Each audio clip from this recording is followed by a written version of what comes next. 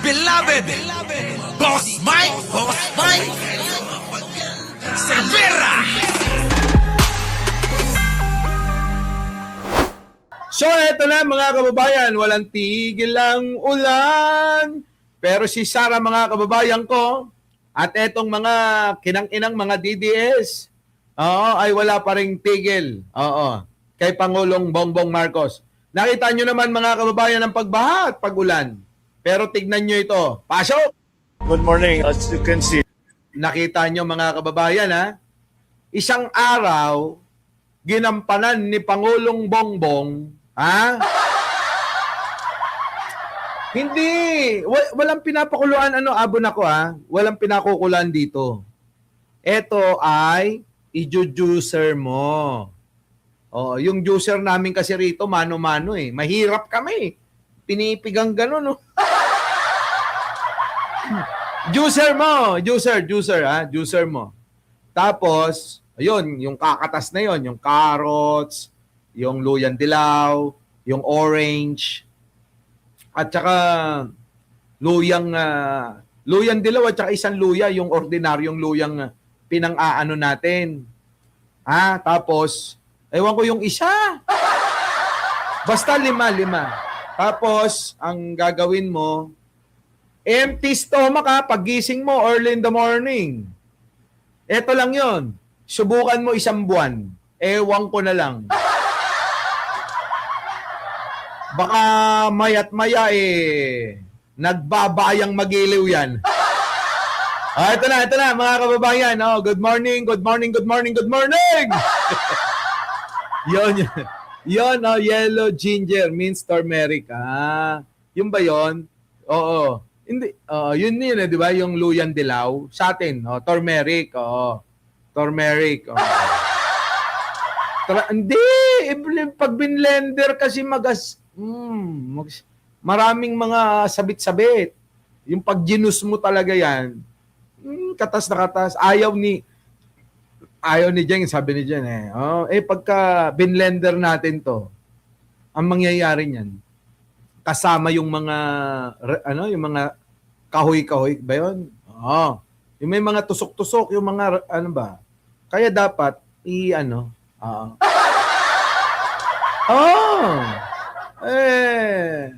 pag kami kasama daw na turmeric, nakakapagpatirik. Ay, grabe. Eto na. Sapal, di ba? May mga fiber, ganun. Di ba? May juicer. Wala kaming juicer. Pinipiga lang. Alam nyo naman ang buhay. Pinipiga-piga lang. Fiber, tawag doon. Sorry naman. Natutunan ko lang naman to kay Jen Angeles Sabi niya, uminom ka ng ganito. Uminom ka ng ganyan. Di ba mga kababayan? Ganon. Ito na mga kababayan. Dito na tayo kay Pangulong Bongbong, na kanilang binabash pa rin sa kabila ng kasipagan. good morning. As you can see, nandito tayo para tignan talaga. Dito nyo makikita at saka doon sa susunod na pupuntahan natin in Baclaran River, makikita nyo talaga kung gaano kalaki ang problema ng basura.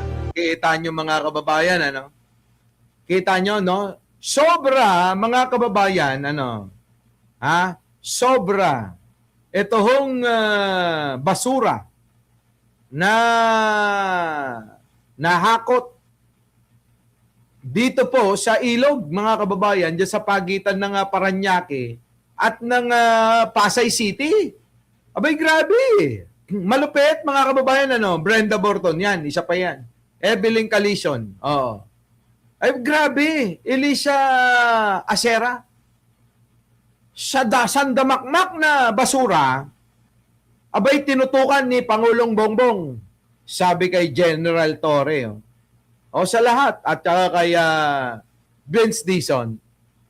Okay lang ina nyo, pag hindi nyo yan naayos ngayong araw. Pag hindi nyo naayos yan ngayong araw, yung sandamakmak na basura na yan. Ikaw, General Torre, ikaw, Vince Dizon, magtrabaho tayo. Gamitin lahat ng resources natin para mahakot yung mga pukilang inang tinapon ng mga pukilang inang mga DDS na yan. Ano? Di ba? Grabe, dami mga kababayan, mga tinapon ng mga balahurang mga bangag na DDS, ano? Woo! Abay, pero ninyo, yan eh. Di maraming basura. Eto na siya ngayon, mga kababayan. Oh, pasok! Ang galing talaga ni Mr. President. Oh, kita nyo mga kababayan, ha? Before August 11, ha?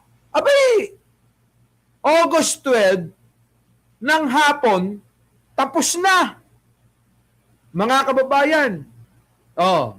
Kahapon nga mga kababayan, iko-content sana natin to, hindi na inabot, ano? Ngayon, August 14 na agad, oh. Ang bilis ng araw, ano? Napakabilis. Ang bilis ng panahon kung inyong papansinin. Ano, Olive Macapagal, ano? Opelia Casio, ano? Ang bilis-bilis ng panahon, eh. Parang kailan lang. Naalala ko na naman yung mga panahon na mga teenager tayo, ano? Oh! Pagka ganito, biruin mo, parang kailan lang, January lang, February, March. Ang bilis. Oh, ang bilis mga kababayan. Oh, tuloy. Tingnan nyo, isang araw lang yan. Oo. Linis agad.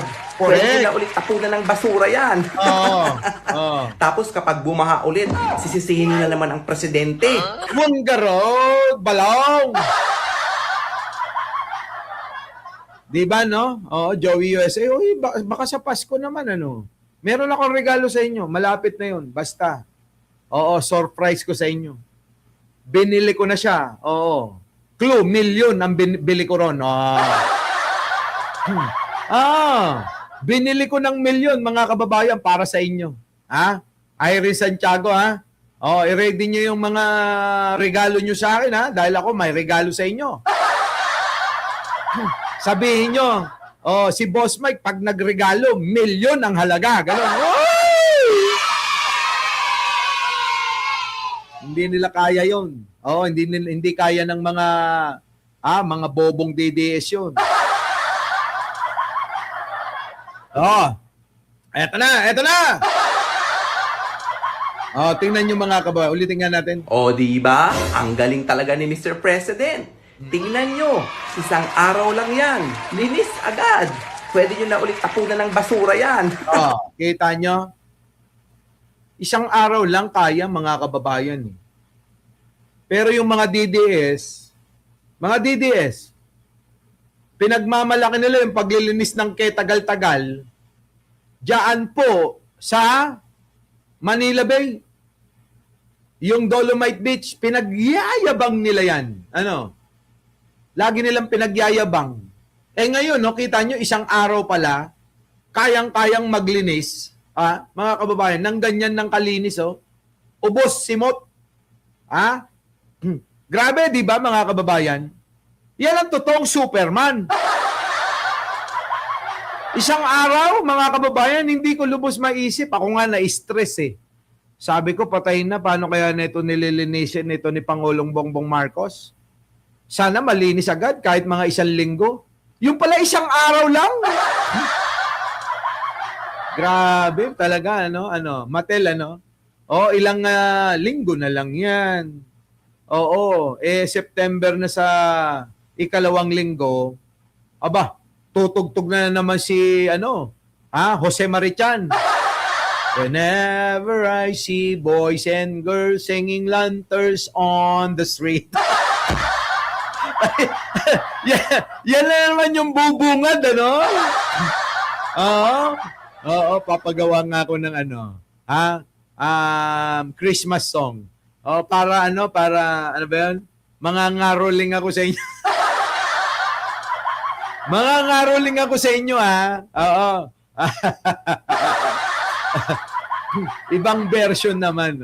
Ito na. Tapos kapag bumaha ulit, sisisihin na naman ang presidente. Oo nga. Mga dugyoters kayo. Di ba mga kababayan?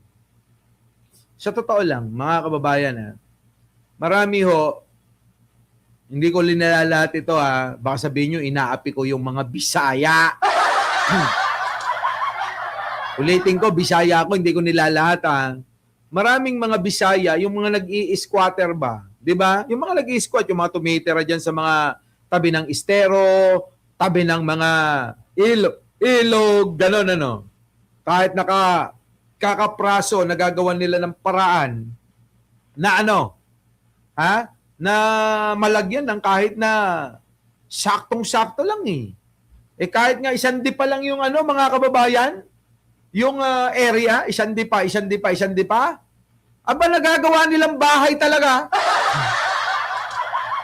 Nakakapagtaka rin nitong mga ito. Makakasiksik lang sila.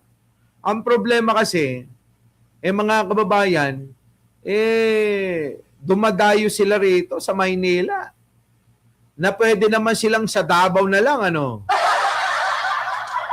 Davao, mga kababayan, nakita nyo naman, fully furnished pa.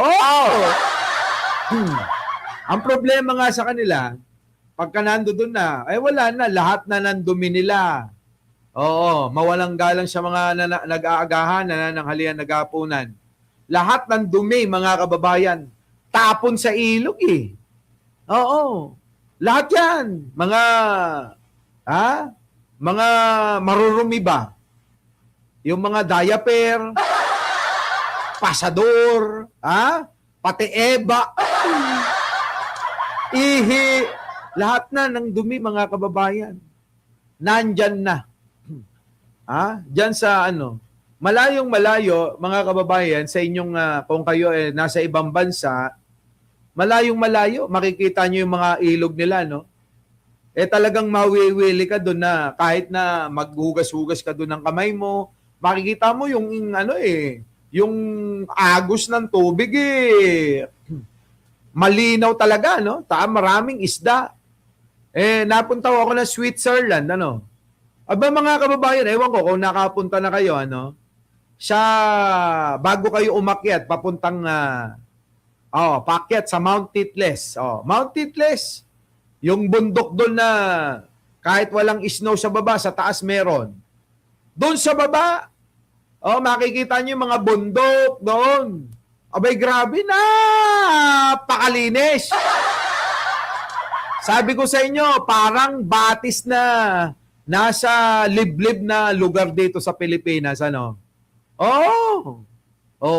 yun nasa maraming tao yun, ibig ko sabihin may mga bahay-bahay sa gilid nun.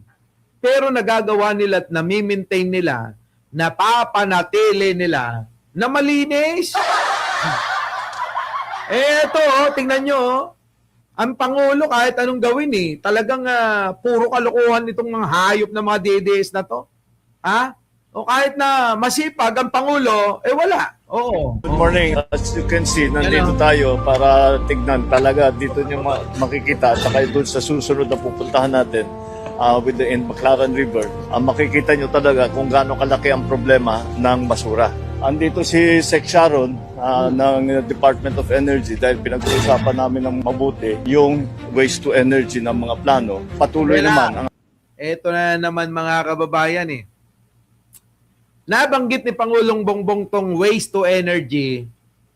Ayaw na naman maniwala ng mga bula ang mga pukin ng inang mga DDS na to. Alam nyo, maihahalin tulad ko na nga si Pangulo sa naranasan ni Hesukristo. Ikukwento ko lang Ganito ho, mga kababayan Nagbigay na ng patunay sa mga sinasabi itong si Pangulong Bongbong Marcos. Tulad ng ipunin ang mga tubig para magamit sa tagtuyot. Gumawa ng maraming dam. Di po ba? Ngayon, mga kababayan, gagawa tayo ng mga tren sa ilalim ng alin? Ng lupa. Ayaw na naman nilang paniwalaan yung subway. Ano nangyari? Nangyari yung subway. Ayan, matatapos na. Oo, Melinda. Oo, Baggy. Thank you naman po ha, boss. Oo. Ha? Makakapagkape na ako. Ngayon, mga kababayan, nasabi nung SONA nung nakaraan. Nung nakaraan. Oh. Ano sabi sa SONA nung nakaraang buwan? Mga kababayan, nakaraang buwan ba yun? Oo nga. Ano sabi sa SONA? Gagawa tayo ng spaceport diyan sa may Cagayan. Ayaw na naman nilang paniwalaan dahil daw malabo daw yun. Nangyari na naman ito, nakita ng Pangulo, etong mga sandamakmak na basura. Waste, convert to energy. Tingnan nyo. I-convert bilang electricity. Ibebenta sa, mga kababayan, dito sa, ERC yata yun. Mga kababayan, ibebenta ito. Itong mga malilikha na enerhiya para isupply naman sa end user. Tayo yon, yung mga ginagamit natin, etong kaya gumagana yung computer, may ilaw, may aircon, may electric fan, meron tayo lahat ng mga gumagamit ng kuryente. Yung mga basura na itinatapon natin, i-convert ng Pangulo yon. Nakuha nyo, mga kababayan? Diba? Wala ka na, late ka na lagi, Jojo Chavez. Wala ka nang alam, late ka na. Ligaw ka na. Para kang anti mo. Oo, hindi ka na maramdaman. Diba? Hindi na maramdaman. Diba ang ilito ontalan? BMB Joby. Diba? Jennifer. So ngayon, ang nangyayari, sa Singapore, ganon. Yung mga bobo, tanga, mga DDS, di ba? Ignorante kasi ang mga yan eh.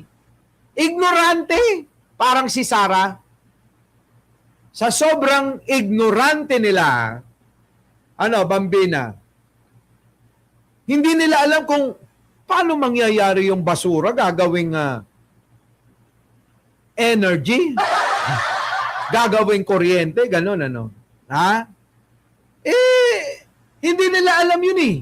Mga kababayan ko, sabi ko nga, ang basura ngayon, ay nare-recycle at nakukonvert din nga sa energy na ginagawa na ho ng maraming bansa sa buong mundo, Marian Tomas. Di ba? Sa buong mundo. Di ba, Winnie Artos? Ginagawa na nga ng Singapore, halimbawa. Ginagawa na rin ng maraming bansa. Kaya nga lang, kulang nga sa aral itong mga DDS. Ayan ang US, meron na daw 60 plants waste to energy. Kita nyo? Hindi nila alam na meron ng mga ganyan talaga.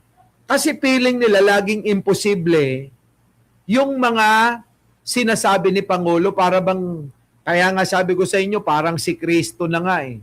Hinahalin tulad na natin si Pangulong Bongbong kay Heso Kristo. Bakit? Kasi kahit anong pakita niya, kahit anong sinasabi niya, hindi pinaniniwalaan ng mga kinang mga mangmang na yan. At kapag ka nangyari, at kapag ka nakita na nila, magmamaang-maangan pa rin sila. Oo, magmamaang-maangan pa rin. Sasabihin nila okay. Di ba? At kapag ka eto nangyari uli, ganun din uli, paulit-ulit, magmamaang-maangan, hahanap na naman sila ng panibagong ibabanat, Di ba, Antonio del Castillo. Ngayon, kita nyo, si Pangulong Bongbong sa kabila ng maraming ginagawang mga proyekto, ginagawang kasipagan, ginagawang mga imposible, pero ginagawang posible ng Pangulo. Etong mga inakay, etong mga pukilang inang mga DDS, walang bilib talaga. Isa lang ang kanilang tinitignan, Yung putang inang nakakulong na matandang bangag na nasa dahig na. Si Sara na magnanakaw na bangag na mai-impeach na. O yan, yung mga yan ang mga hinahangaan nila. 10 mga mula kay Pulong hanggang kay Kitty na magkakapatid na yan. Yan ang hinahangaan netong mga mangmang, tanga, bobo. Oh. Nakuha nyo, mga kababayan ko, nakuha nyo. Yun sila. Oo. Ganun sila, mag-isip, Hindi man lang nila maisip na posible talaga yung iniisip ng Pangulo dahil nga nangyari na sa ibang bansa. Ano po? Tuloy. Ating mga ginagawa, ang ating programa, we are starting to move forward kasi bibilhin ng Department of Energy yung power na manggagaling dun sa waste to energy. Kaya yun ang pinag-negotiate nila ngayon. So, yan ang tanging solusyon na yung mga landfill po nila. Ang ating iniisip, imbis na landfill dadalhin sa waste to energy plant. Kita nyo? Alam nyo mga kababayan, di ba? Ewan ko kung naalala nyo ito, Pachuchay, Miracles Vlog, Ayan, si Jojo Chavez, nandiyan dyan. Roda Calara. Sinabi ko na ito Yung naisip ko na isang makina, di ba? Makina, tapos, doon na lang isasalpak ang mga basura. Alam ko na, sabi ko na yan, natalakay ko na yan Di ba dapat ganito na gawin natin, gumawa ng ganito, ng makina, tapos sasalpak doon, sasalang doon, basta lahat ng mga basura, sasalpak sa isang makina. Tapos, ang mangyayari nun, pwedeng, pwedeng gawing, convert ng energy yung basura, pwede rin convert ng mga gawing mga kung ano-anong mga materialis yung magiging outcome ng pagre-recycle ng basura. Yung ganun, mga kababayan, biruin nyo ngayon gagawin ng Pangulo. Siyang pa. Tuloy. Tuloy lang ang ating trabaho para mabawasan ang baha dito sa hindi lamang sa Metro Manila, lahat ng buong Pilipinas. Kita nyo mga kababayan, ganyan kasipag ang Pangulong Bongbong Marcos. Ang Pangulong Bongbong Marcos natin, mga kababayan, walang katigil-tigil. Siya mismo, umaakto. Ngayon, ikumpara natin kay Puki ng inandigong na matandang bangag na manyakis na yon. Kailan nyo naman nakita si Pangulong Bongbong? Kailan nyo naman nakita si bangag na Duterteng matanda na nakakulong na ganito magtrabaho? Umaakto. Mga kababayan kahit itanong nyo kay Cheryl Banyaga, hindi niya masasagot yan di ba? Richard Umayan. Di ba, Teresita Tan? Walang ganito. Never natin nakita si Digong na ganito kasama na nagtatrabaho. Marami tayong nakita si Digong kasama yung mga drug lord. Di ba? Hernandez Pagadora. Yung mga drug lord ang kasama ni Digong. Pero yung ganito, nandiyan dyan, sa mga tabing ilog, chine-check up niya personal. Wala tayong ganyan na makikita. Si Pangulong Bongbong Marcos lang ang nakakitaan ko ng ganyan, mga kababayan. Wala nang iba. Kaya nga, sabi ko, talagang napakasipag nung mama Itong si Pangulong Bongbong, hindi matawaran ng kasipagan. Sa kabila niyan, siyempre yung mga naghahangad na makaagaw pa ng posisyon ni Pangulong Bongbong na si Sara Duterteng bangag, mga kababayan, hanggang pangarap na lang. Hindi lang yun tignan nyo ito.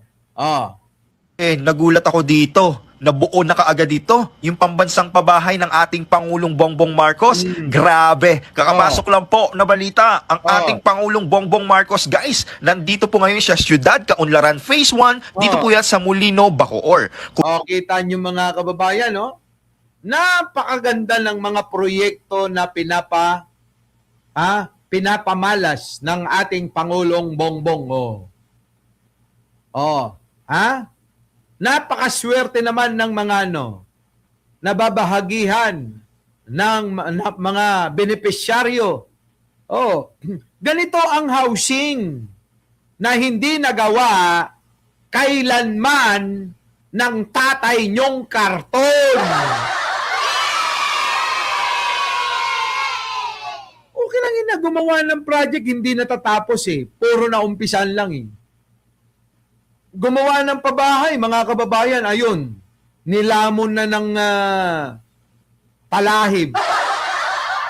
Ilan hong ganito, imagine nyo ito mga kababayan, imagine nyo, ilan hong ganito ang ginawa ng Pangulo. Ganito rin ho mga kababayan yung ginawa sa Davao City. Sa Davao City, ganyan din ho ang itsura na inaangkin ni Sara. Biruin nyo dahil wala na silang may pakita ng mga proyekto ng sila, lahat ng mga Duterte. Biruin ninyo mga kababayan, itong mga Duterte, maglilimang dekada na naging hari-harian dyan sa Davao City. 5 dekada naghari-harian ang mga bangag na mga Duterte. Biruin ninyo mga kababayan, ni isang poste ng pabahay, walang nagawa ang mga Duterte. Oh!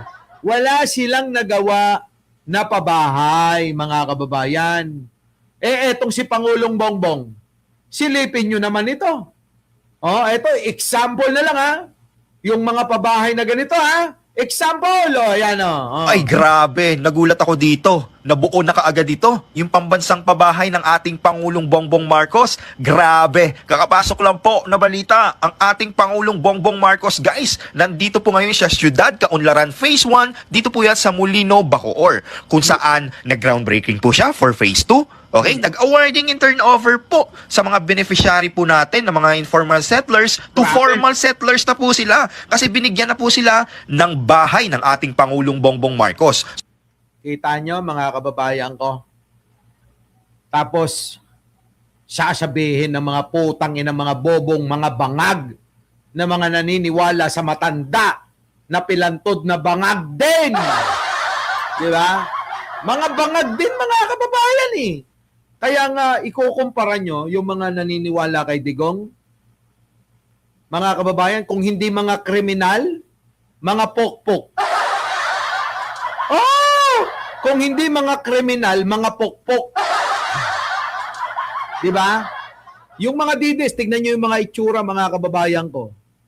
Sino ba ang maayos-ayos ang itsura dyan? Baka may maituro kayo, pokpok naman. Diba? Sino ang mga sumusuporta kay Pangulo? Mga gwapo, matatalino.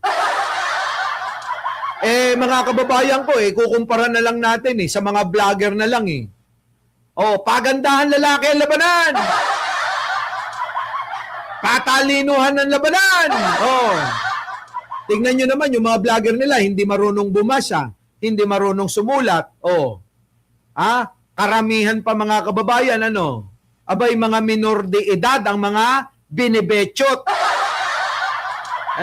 Sa bagay, minsan, siguro nawalan na ng pag-asa sa kanyang itsura dahil ganun siya kasagwa ang itsura, feeling niya siguro, wala nang papatol na matino sa kanya.